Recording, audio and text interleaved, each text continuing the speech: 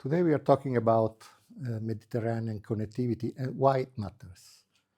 The Mediterranean has been for centuries a crossroad for civilizations, and trade and cultural exchanges have provided opportunities for the many peoples who have lived in its shores and advancing civilization across the Mediterranean space.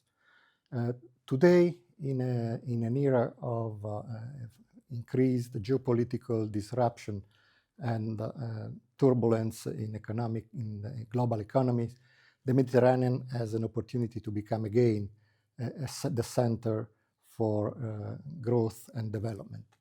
A recent report by the Union for the Mediterranean on regional integration highlights that regional integration is indeed advancing across the Mediterranean, but it's far below its potential. As we know, economic integration in the Middle East and North Africa have been way below its potential, and similarly we can say much more could be done to enhance integration between the north and the south of the Mediterranean. Persistent obstacles limit the possibility of economic and trade growth between the north and the south, and the free movement of services, goods, and people continues to be limited. The report that we published today wants to provide a contribution to a reflection on how to move on towards further European Mediterranean integration. The Louis Mediterranean platform, in collaboration with the Magna Carta Foundation, with the funding of the Ministry of Foreign Affairs and International Cooperation, has been studying the potential for connectivity across the Mediterranean.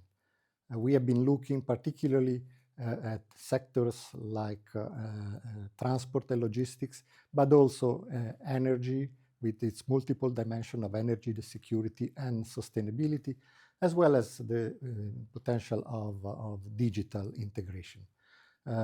We found that those are innovative vehicles which bear great capacity to enhance not only the integration between the north and the south, but also development and growth for the economies of the two shores of the Mediterranean. The study has focused particularly on Italy and Egypt.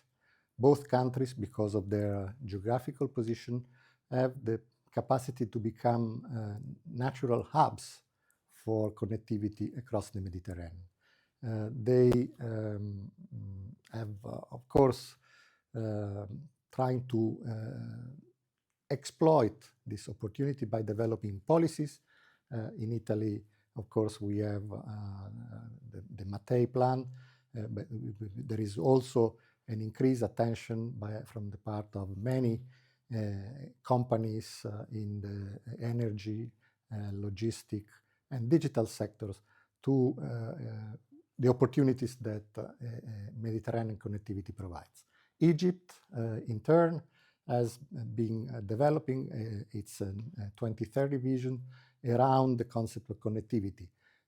Both countries, as I said, have geographical potential. For Italy, of course, it's its position in the core, in the central part of the Mediterranean, and as a bridge between Africa, Middle East and North Africa, and Europe, but also, of course, the connectivity with Asia and the Atlantic. Egypt, through the Suez Canal, is focusing on developing connectivity capabilities, and in doing so, it also tries to focus on its own future industrial manufacturing development. The study finds that there is potential. we also highlight a number of existing obstacles. Some of those are, of course, have to do with the geopolitical situation. Others have to do with the existing infrastructural gap or regulatory gaps.